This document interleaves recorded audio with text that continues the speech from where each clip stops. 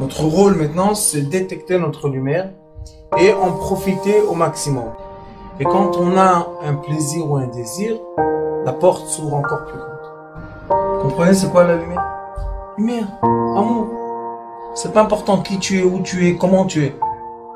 Dieu t'aime.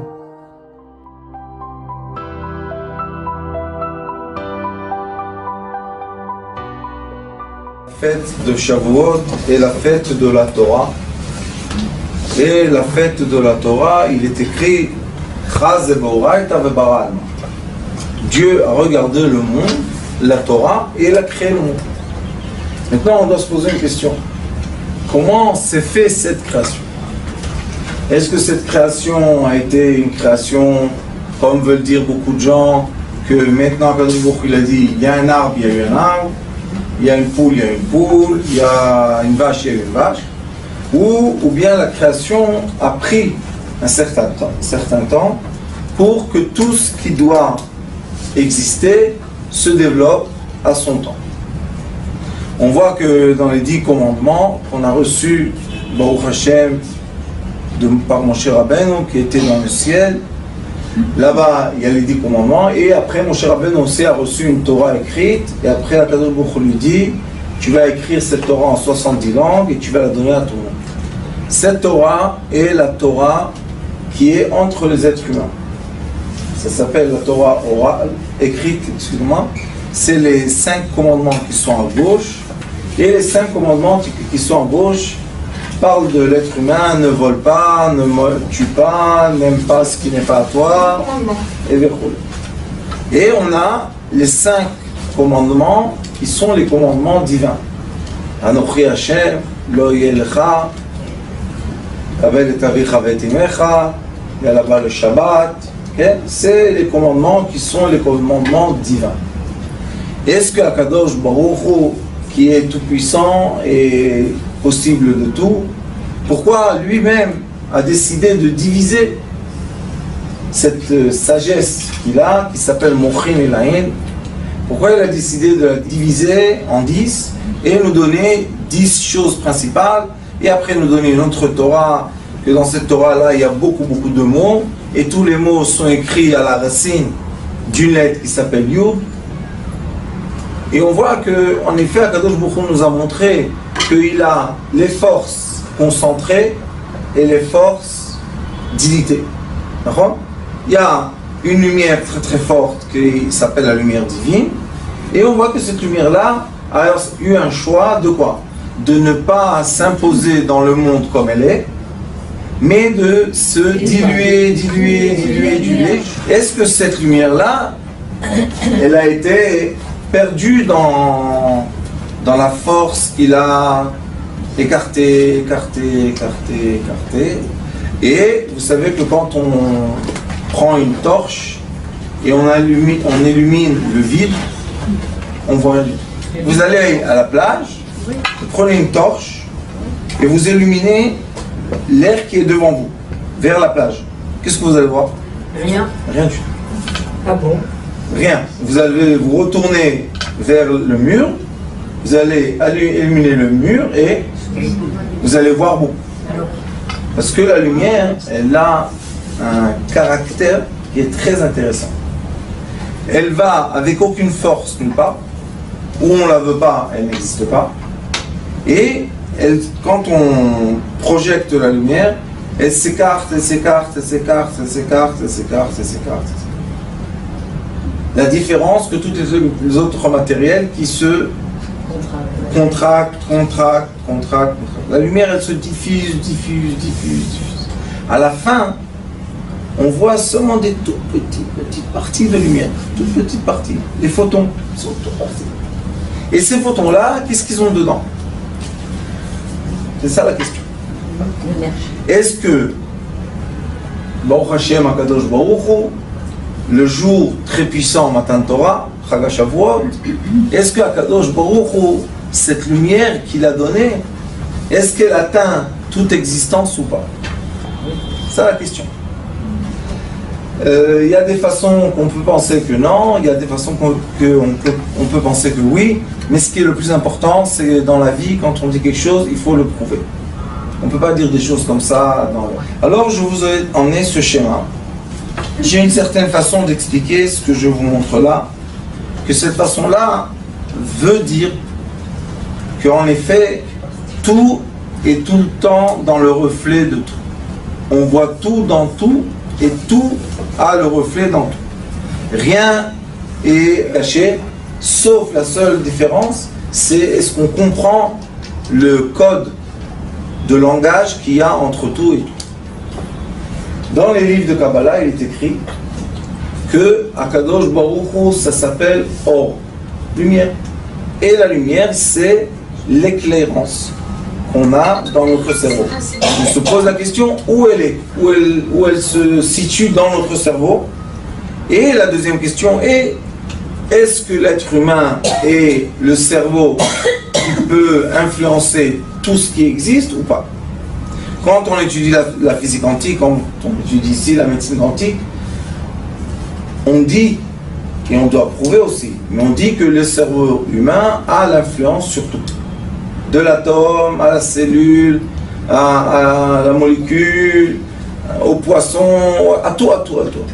Mais pour comprendre que l'être humain, son cerveau a l'influence, l'impact sur tout, ça veut dire que le cerveau de l'être humain a aussi été imprimé par un cerveau qui est au-delà de lui. Est-ce que le cerveau qui est au-delà de nous se comporte de la même façon que notre cerveau? Et c'est pour ça que toute l'existence terrestre se comporte comme un cerveau. Et c'est la conclusion que quand on dit qu'à Matan Torah, Akadosh Baruch Hu a donné la sagesse en 10 commandements, 5 commandements qui sont spirituels et 5 commandements qui sont matériels, ça veut dire que tout maintenant doit se comporter comme ça.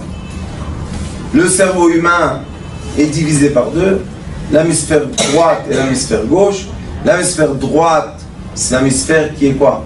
Qui est tout ce qui est sensible, créativité, imagination, unition. Le cerveau humain a le côté droit et le côté gauche, c'est quoi? C'est tout ce qui est logique, langage, raisonnement, et etc. Ce qu'on représente ici, c'est ce qui est dans la psychologie aussi moderne, même d'après la Torah, c'est que les femmes sont du côté gauche. Pourquoi? Parce qu'elles ont créé leur corps en récipient. Et les hommes, c'est du côté droit parce que leur corps est créé en extérieur et l'intérieur. Quand ils sont ensemble, l'extérieur est tenu par l'intérieur. C'est comme ça la vie, qu'est-ce qu'on peut faire? Alors c'est pour ça que ça marche un peu comme ça. Donc, dans le jour de Matan Torah, Akadosh Baruch Hu, qu'est-ce qu'il a vraiment donné? Il nous a donné comme une clé qu'on va dire qui est universelle. Tout est représenté dans le cerveau humain et le cerveau humain représente tout. Donc on voit que même quand on a reçu la Torah, Moshe Rabbeinu a reçu 2 pierres de Torah, pas une. Ça veut dire qu'il y a une pierre qui disait tout ce qui est spirituel, masculin, et une pierre qui disait tout ce qui est matériel, féminin.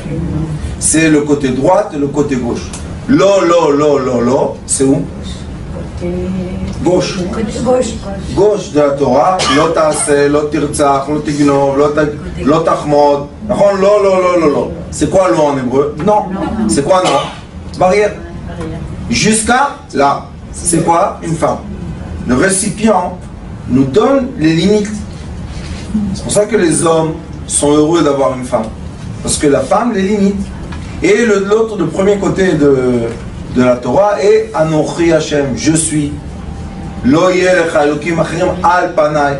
Toujours il y a une certaine présence, que cette présence-là, c'est la présence masculine qui représente aussi l'homme qui a toujours les rêves, qui sont toujours très grands, qui veut faire des affaires, etc. Et à la fin, les résultats ne sont pas tellement grands comme les paroles de l'être. Alors ici, on voit dans ce schéma que le cerveau humain, on a l'habitude tout le temps qu'on le montre comme ça. On lui dit le cerveau humain est comme ça. D'accord? Toujours on nous montre le cerveau humain comment? Droit, vertical. Mais maintenant, si on tourne le cerveau humain horizontal, maintenant on commence à comprendre beaucoup de choses. Comme le côté gauche est en bas et le côté droit est en haut, maintenant on a mis le cerveau humain et on l'a imposé ou on l'a imprimé sur l'atome, sur la molécule, sur la cellule, sur l'os, sur les minéraux, sur les végétaux, sur les volailles, sur les poissons, sur les mammifères. Et on voit qu'il y a l'impression d'un cerveau sur toute l'existence terrestre. Pourquoi ça m'a choqué un peu? Parce que quand vous regardez l'horizon, et on voit que tout ce qu'il y a en bas et en haut, l'eau représente tout. Et on a un trait d'horizon. Dans le cerveau aussi, on a un trait qui sépare le haut et le bas. Et comme dans ce monde-là, quand on regarde l'horizon, tout ce qui est en bas, c'est du liquide et de la terre. Tout ce qui est en haut, c'est des couleurs et du ciel. D'accord? Ça, c'est ici. Après, on a ce médaillon que je vous ai dit beaucoup de fois, qu'il a des puissances très fortes. Ça, le médaillon de... Et ce médaillon-là, si on le met exactement au milieu, on peut le couper en deux. Et on voit que tout ce qui est en bas est en haut. On monte en haut. Ça, c'est notre cher ami Chai qui m'a dit, Rav, c'est pas seulement en bas, c'est en haut aussi. Je lui dis, montre-moi. Il m'a dessiné la galaxie de lumière et le trou noir d'énergie. Et on voit qu'eux aussi, ils sont ronds. Ils se divisent par deux, exactement. Et maintenant, on a le côté haut et le côté bas. Donc, tout ce qui est en haut existe en bas. Il a mis d'un côté galaxie solaire, de l'autre côté un trou noir dans l'espace. Et dans l'espace, tout se comporte comme en dessous du ciel. Donc, il y a un cerveau qui a créé toute la création de l'atome jusqu'aux plus grandes galaxies mondiales.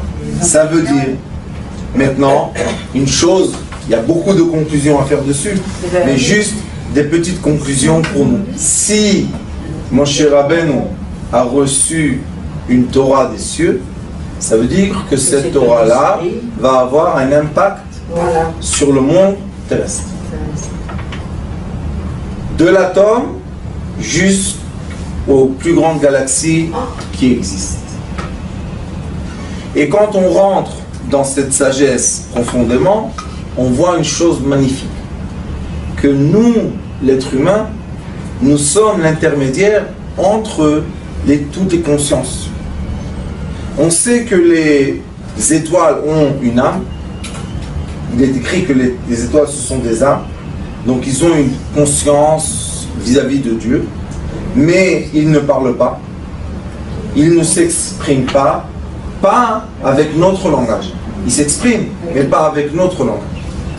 Et nous, l'être humain, nous sommes le seul être sur la terre qui a reçu le droit de la parole. Et dans le droit de la parole qu'on a reçu, on peut connecter tout ce qui existe à tout ce qui existe. Et en effet, la volonté divine est, comme on dit, Kriyat Shema, Shema Israël, Hashem, Elokeinu, Hashem. Akadosh Baruch Hu veut qu'on arrive à faire des efforts du cerveau tellement qu'on arrive à comprendre et expliquer logiquement et prouver qu'en effet la conscience est une conscience. Maintenant cette conscience voyage, elle voyage dans toutes les existences possibles. Elle peut être un atome, elle peut être le proton, elle peut être l'électron, elle peut être le photon, elle peut être un être humain, elle peut être un animal, elle peut être un minéraux, elle peut être végétaux, elle peut être une étoile, elle peut être une galaxie. On peut l'imprimer partout et commencer, ce qui est le plus important à comprendre, connecter avec tout ce qui existe. Parce que dès que je mets ce schéma sur une fleur, sur un fruit, sur un manger, sur une lettre, sur tout ce que je vais mettre qui existe, je vais mettre le schéma, je vais avoir la possibilité de parler avec lui. Pourquoi? On est influencé partout et on peut influencer tout. Nous sommes la connexion entre une sagesse et l'autre qui n'ont pas forcément le même langage. Mais nous, l'être humain, comme Baruch Hashem, on a eu la chance de la parole et on peut communiquer les uns avec les autres, on peut se dire des choses, on peut étudier des langues, on peut avoir des idées gigantesques et on peut parler avec une petite fourmi. Un être humain avec son même cerveau, il peut inventer l'Internet et de l'autre côté, il peut avoir une difficulté de manger une glace. Le même être humain. On se dit, mais d'un côté, tu es un génie, vous savez, les gens, professeurs, ils vous disent des équations de... Tu te dis, oh, et à la fin, on lui dit, monsieur, pourquoi vous êtes dans une dépression?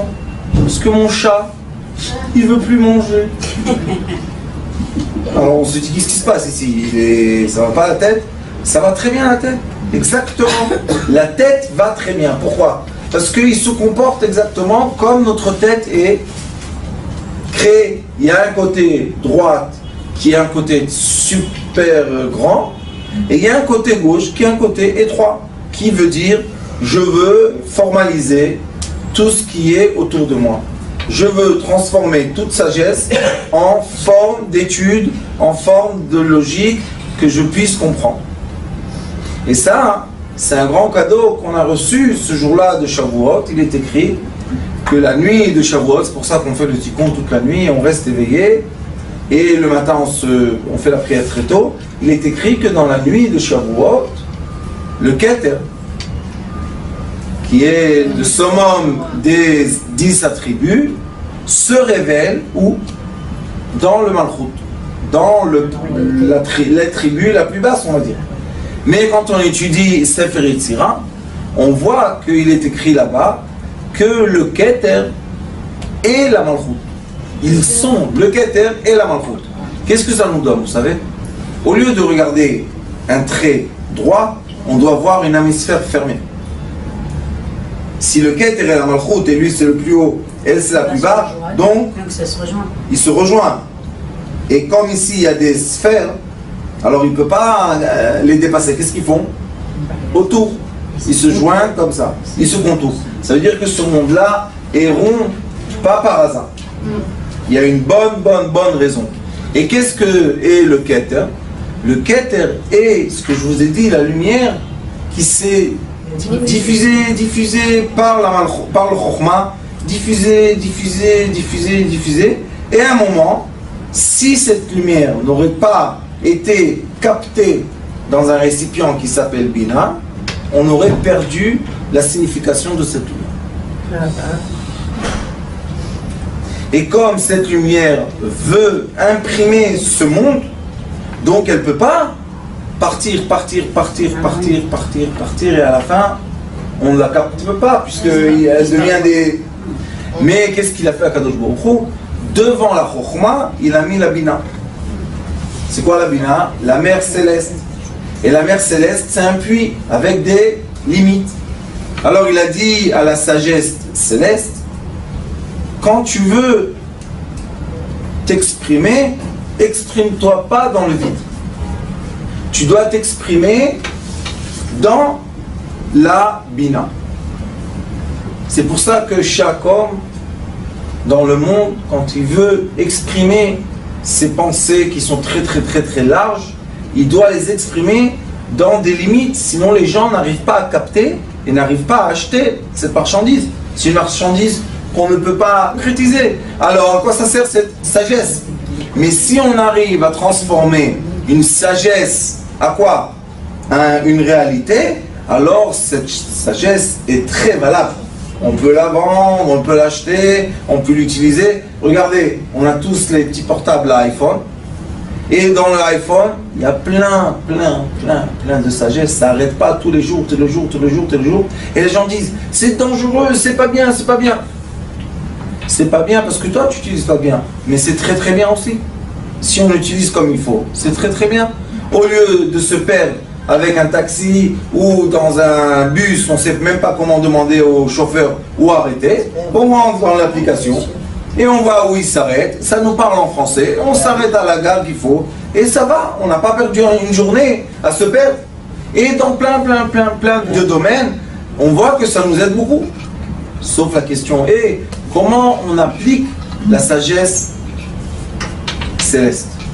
C'est pour ça que Akadosh Baruch Hu a dit à Moshe Rabbeinu, dans les premiers Luchot Abrit, dans les premières pierres, c'était des pierres célestes et l'écriture céleste. Et Akadosh Baruch Hu a vu qu'on ne peut pas supporter ça. Quand il a fait trop de Kedusha, il y a eu le Vaudor. Donc le monde n'a pas supporté quand le monde céleste s'imprime dans le monde terrestre. Il va recevoir une lumière négative qui va le mettre en équilibre. Ouais. La lumière négative est quoi? Et le mal. Mais le mal n'existe pas. C'est juste des forces qui n'arrêtent pas de nous mettre dans l'équilibre. D'accord? C'est tout le temps. Après, qu'est-ce qu'il a dit à Moshe Rabbeinu? Dans les deuxièmes tables, il lui a dit, emmène-moi de la pierre de la terre et je vais écrire dessus dans le ciel. Ah, maintenant, c'est ça, il n'y a pas de problème. Moshe Rabbeinu, tu m'emmènes ce qui est terrestre, j'imprime le code céleste et tu fais descendre en bas. Et là, tout le monde est content. Pourquoi? Parce que nous, les êtres humains faits de la terre, on n'arrive pas à comprendre dans notre cerveau ce qui est seulement lumière, puisqu'on est moitié terrestre et moitié céleste. C'est pour ça que vous avez eu raison quand vous avez regardé tout à l'heure. Vous avez dit, alors tout a un bas et un haut. Bien sûr que tout a un bas et un haut. Et tout aussi a quoi? A des polarités. Tout ce qui a polarité, ça veut dire on a toujours le nord et le sud. On a le plus et on a le moins. On a le haut, on a le bas. On a le positif, on a le négatif. Est-ce que positif et négatif veulent dire quelque chose de mal? Non. Le positif et négatif, c'est juste un nom qu'on a donné à deux polarités. On pourrait l'appeler orange et abricot. Chacun fait ce qu'il veut. Mais ça ne veut pas dire que c'est pas bien. Il y a eu un langage céleste qui s'est imposé sur ce monde et on arrive à utiliser ce langage pas mal pour arriver à se contacter, à être ensemble, avoir des enfants, créer des familles. Baruch Hashem. Il y a une Mishnah qui est Masechet Chagiga. La Masechet Chagiga, c'est une Mishnah qui parle un peu de choses célestes. Il n'y a pas beaucoup de Mishnayot qui parlent un peu dans les cieux. Et là-bas, la Mishnah dit qu'il y a la sagesse de Bereshit, qui est une sagesse qui est égale, Beshnaim, Bereshit, l'omdim Beshnaim. Ça veut dire qu'il y a toujours une équation qui a au milieu égalité, et l'égalité est un signe de deux traits. Pourquoi deux traits? En haut et en bas. Égal. S'il fait deux traits, pourquoi tu dis égal? Parce qu'il représente l'égalité entre deux, le bas, pôle nord, pôle sud, l'est et l'ouest, tout s'égalise partout. Ça, c'est la mathématique. Après, il est écrit Merkava Beyechid. Il y a une sagesse qu'on peut étudier seulement seul. Mais même quand on étudie tout seul, est-ce qu'on étudie avec notre cerveau ou pas? Oui, on utilise le cerveau. Mais si on a étudié une sagesse tout seul et on n'arrive pas à la faire entrer dans une équation pour l'enseigner aux autres, mon Rav, Mordechai Zatzal disait que cette sagesse-là n'est pas valable dans ce monde. Je peux enseigner seulement ce qui est logique. Mais on voit que l'enseignement évolue de génération en génération.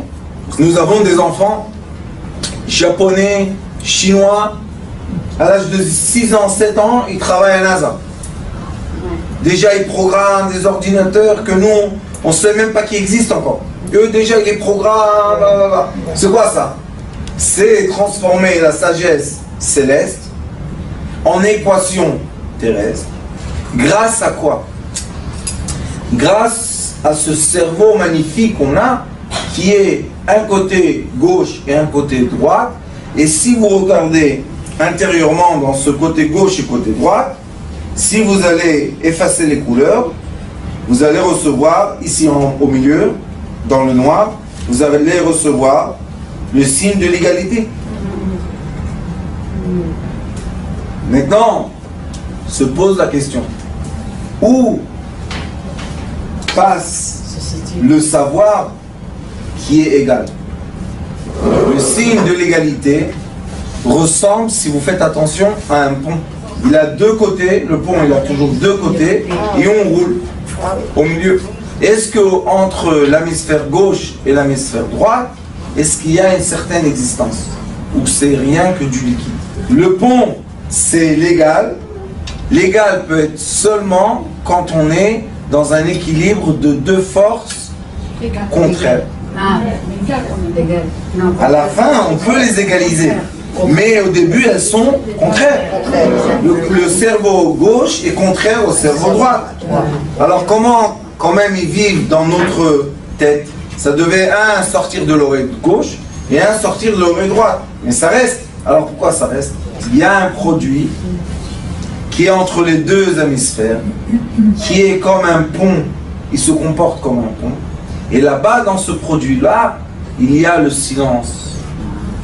Il y a la paix, il y a l'égalité, il y a l'empathie, la tolérance, oui. La tolérance, c'est au milieu. Pourquoi? Parce que dans la tolérance, on accepte le droit et le gauche. Et je veux poser une question. Pourquoi on doit les accepter? Parce que tout le monde est la création de Dieu. Chaque personne est la création comme elle a été créée. Alors qu'est-ce que tu te mêles? Alors qu'est-ce qui reste à faire entre nous? S'accepter. Et comment on peut s'accepter? En s'aimant. L'aimant, qu'on dit en aimant en français, il y a deux significations. L'amour, en aimant, et l'aimant, attirer. C'est pas l'attirance seulement, c'est de tenir dans ses bras les deux différences. Tu es capable de tenir la polarité plus et la polarité moins dans tes mains. Est-ce que dans notre corps il y a une polarité aussi? Pourquoi? Le cœur, quand il pousse le sang, il le pousse dans les artères, pas dans les veines. Donc il y a un tuyau qui sort vers la main, qui fait le tour et qui retourne en étant quoi? Dans les veines. Le sang passe d'un côté à l'autre et il se purifie dans les poumons, dans le foie, dans les reins. Il y a un cycle de vie qui a un sens. Et c'est pour ça que les gens qui étaient avec moi dans le désert, je leur montre là-bas sur leur corps, avec la pensée, avec la parole, avec l'action, qu'on a un sens dans notre corps, et ce sens-là veut dire la vie, et le sens contraire veut dire l'inverse de la vie. Donc, si on veut atteindre toute existence, on est obligé de faire entrer dans notre tête, dans notre cerveau, la sagesse de la Torah, qui est la sagesse de quoi? De l'égalité entre les polarités. Comme sur la Terre, on a l'équateur. L'équateur est le trait de quoi? Du milieu, qui veut dire je fais l'équilibre entre les deux polarités. Dans ma tête, j'ai le milieu, ça s'appelle le troisième cerveau, qui fait encore une fois l'équilibre entre les deux polarités. Et dans l'atome, et dans la molécule, et dans la cellule.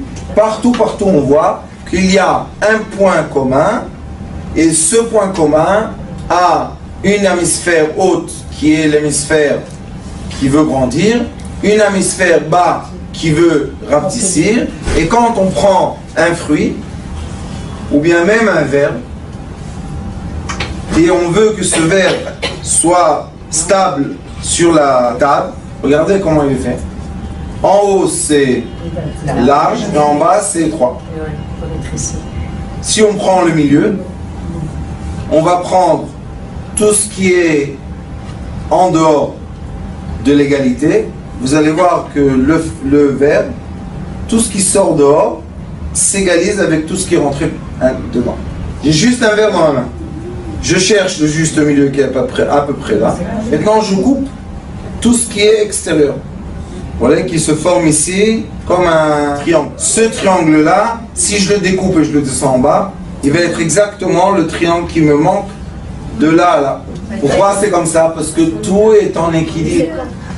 Si on coupe le juste milieu, et on a maintenant ici un espace, on coupe l'espace et on veut rester juste sur un verre tout droit. Qu'est-ce qui va se passer? Ce qui est de plus en haut sera égalisé en bas. Ce qui est de moins. C'est tout. La vie est simple et bête. Donc on comprend hein, les règles. Alors maintenant, quand on va trop manger des spaghettis, et on a trop mangé ici, ce cerveau est trop encombré, qu'est-ce qui va se passer là? On va aller dormir. Ce cerveau a fait la digestion, il a évacué ce qu'il ne fallait pas évacuer, hop, on se réveille. On se réveille. Qu'est-ce qui s'est passé? Pourquoi tu te réveilles? Parce que ce qui était de trop est venu s'égaliser avec ce qui était de moins. La vie est simple ou pas? Elle est simple. Donc si on va dire à quelqu'un chantage au sentiment, il ne faut pas être étonné que cette personne-là va après nous donner un coup dans nos sentiments. Pourquoi? Parce qu'on a pris dans le chantage au sentiment les sentiments qu'il ne fallait pas prendre naturellement. Et maintenant, ce qu'on a pris de plus, on va recevoir de moins. Et les mamans pleurent. Pourquoi? Les enfants sont fâchés avec nous. Soyez ashkénazes un peu, vous allez voir qu'il n'y a pas de mérivote avec les enfants. Non. Pourquoi? Parce qu'on est juste comme ça. Et on ne veut pas rentrer dans le plus et dans le moins. Ça ne nous sert à rien. Aujourd'hui, une dame m'a dit, j'étais gentil avec ma belle-fille, tous les Shabbat, je lui ai fait du bien, je lui ai fait à manger. Et dimanche, traha, et maintenant, la belle-fille, elle dit, je ne pars pas avec la belle-mère. Non, elle a raison ou pas? Si tu m'as fait comme ça tout le Shabbat, et tu m'as donné à manger et tout, c'est de ton libre choix, je t'ai rien demandé. Alors pourquoi le dimanche tu t'énerves que j'ai accepté ton bien? Peut-être parce qu'il n'a pas dit merci ou... Mais c'est exactement le problème. Si tu as donné, c'est pour comprendre. Si on a pris, pourquoi tu t'énerves que tu as donné? Non, parce qu'on attend, on retourne. On attend au retour, c'est pas bien aligné, c'est bien déformé, mais pas aligné. Quand c'est aligné, on n'attend rien en retour. Alors qu'est-ce qu'on dit? Elle est mal éduquée, la petite. Elle a 50 ans. La petite, elle est mal éduquée. Elle vient pas de bonne famille, la petite. Elle a 50 ans. Pourquoi elle vient pas de bonne famille? Qu'est-ce qu'il y a? Tu maudis la famille de ton fils et de tes enfants? Petits-enfants? Ah non, non, mes petits-enfants, ce sont mes petits-enfants. J'ai dit oui, mais c'est les enfants de la femme aussi, hein? Ah bah oui. Ben, ça se voit pas, hein? Oh là, ça se voit pas, là. Qu'est-ce qu'il y a? Il faut égaliser nos sentiments pour bien vivre sur la terre. Nous sommes le cachet de tout ce qu'il y a autour de nous. Tout ce qu'il y a avant nous. Tout ce qui est avant nous nous a imprégnés. Mais après nous, nous sommes la continuation de tout ça. Ça veut dire que toute l'existence qu'on voit, qu'on perçoit, est une existence qui était où? Dans notre cerveau, gravée bien avant nous. Donc, tout ce qu'on voit autour de nous, nous représente. Quand nous, on change intérieurement, tout ce qui est autour de nous change extérieurement. Si, par exemple, une personne déclenche une agressivité sans le vouloir, sans avoir rien fait, ça veut dire qu'elle est en faute elle-même. Ça veut dire, Baal Shem Tov HaKadosh, Parashat Bereshit dit, c'est pas possible de voir quelque chose qui n'existe pas en moi. Et quand on parle avec les gens des discussions très profondes, on voit que les gens acceptent que tout ce qui est dans leur univers imaginaire se déclenche ou apparaît dans l'univers pas imaginaire du tout. Et après, on crie sur ça. Et par ça, pourquoi tu cries sur ça? C'est déformé. Oui, ton univers est déformé. Oui, mais c'est comme ça qu'il le perçoit, lui. Non. Alors, pourquoi il crie? Parce qu'il ne veut pas accepter que son univers est sa réalité. Tout vient de nous. Et chacun de nous perçoit sa réalité d'une autre façon. Maintenant, ça c'est très intéressant. Pourquoi? Parce que si je prends cette bouteille et je la vois seulement de mon côté, dans mon côté, il est écrit en anglais. Alors on dit, eh ben dis donc, hein, ils ne peuvent pas en Israël produire du jus, ils sont obligés de faire importation, et c'est pour ça que l'économie est en... Et Rabbanit Lina, elle dit, Rav, qu'est-ce qu'il y a? C'est marqué en hébreu. C'est marqué en hébreu. Je dis, où marqué en hébreu? La bouteille. Je regarde encore une fois, je vois de l'anglais. Je dis, Rabbanit Lina, à ton âge, lunettes. Elle me dit, non, non, vraiment, j'ai pas besoin de lunettes. Je te dis, c'est marqué en hébreu. Et on peut se disputer comme ça, des générations et des générations. C'est ce que l'être humain fait quand il ne veut pas croire ou comprendre que notre cerveau est créé pour unir l'existence et non pas pour la séparer. La preuve que dans une tête qu'on a, qui nous équilibre notre vie, on a le côté droite et le côté gauche qui sont complètement à l'opposé l'un de l'autre. C'est le pôle nord, le pôle sud, c'est la polarité plus, la polarité moins. Alors au lieu de dire non, non, non, non, non, on doit utiliser le cerveau et le dire oui, oui, oui. Rabbanit Lina, je tourne la bouteille et je veux regarder ce que toi tu vois. Et quand je tourne la bouteille, qu'est-ce que je vois? C'est écrit en hébreu. Oh oh. Alors pourquoi tu as crié des années que ça n'existe pas en hébreu? Parce que tu as reçu des calories de Yetzer Hara ou Yetzer Tov, et au lieu de les utiliser de façon positive, tu les as utilisées de façon négative. Quelle est la façon négative d'utiliser les énergies? C'est se séparer. Quelle est la façon positive d'utiliser les énergies? C'est s'être unis. L'union. Tout le temps rapprocher tout. Jamais écarter et séparer. Tout le temps rapprocher les choses. Et quand les choses sont proches, il y a un vocabulaire, il y a une connexion. La connexion fait la force. Cette force-là, c'est une force qu'on a besoin, c'est une force vitale. D'accord? Si on a besoin de cette force vitale, donc notre cerveau est le cachet de toute l'existence qu'on va percevoir réellement. Et aussi est le cachet de toutes les existences spirituelles qui nous ont été avant nous. Ils nous ont précédés. Alors maintenant on peut comprendre pourquoi le cerveau est rond. Parce que la Terre est ronde. Et quand les hémisphères sont ronds, tout point touche tout.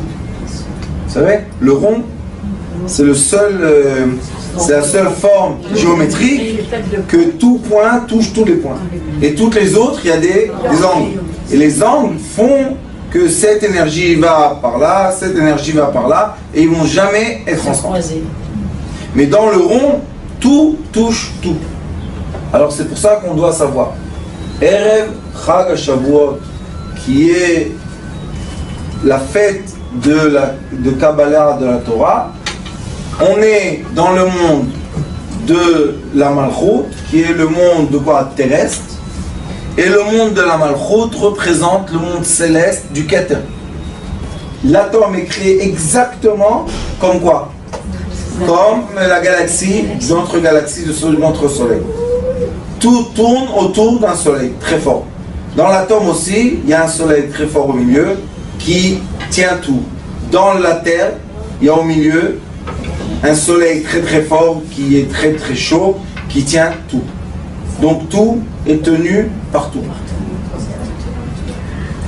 pense maintenant comme tu veux ou comme tu as besoin. Hein? Rêve les bonnes choses qu'il faut rêver, tu vas les trouver dans la réalité. Tu rêves, tu navigues dans un espace qui est négatif, tu vas recevoir un monde négatif. Mais comme il y a un pont au milieu, tu peux toujours passer du positif au négatif et le négatif au positif. Disait mon grand-père, le Cohen Djerbien, il avait les mains comme ça, vous connaissez les mains de Djerbien, grandes comme ça. Alors il disait, mon fils, le juste milieu. Il faisait toujours comme ça avec ça. Le juste milieu. Maintenant, je commence à comprendre, parce que dans le sudjok aussi, c'est la médecine qu'on enseigne, on a un trait au milieu de la main. Ouais. Il y a un trait qui coupe la main en deux. Ce trait-là représente le haut et le bas. Si je pense de façon logique, je suis en bas du trait. Si je pense de façon rêve, imagination, je suis au-delà du trait. Ouais, regardez au milieu. Il y a un trait au milieu de la main. Exact. Voilà, c'est ça, voilà. Pourquoi il y a un trait au milieu de la main? Mets le trait en bas, mets le trait en haut. Pour nous montrer que quoi? Que le monde est divisé par deux. Et aussi dans la main, on a deux hémisphères, supérieur et inférieur.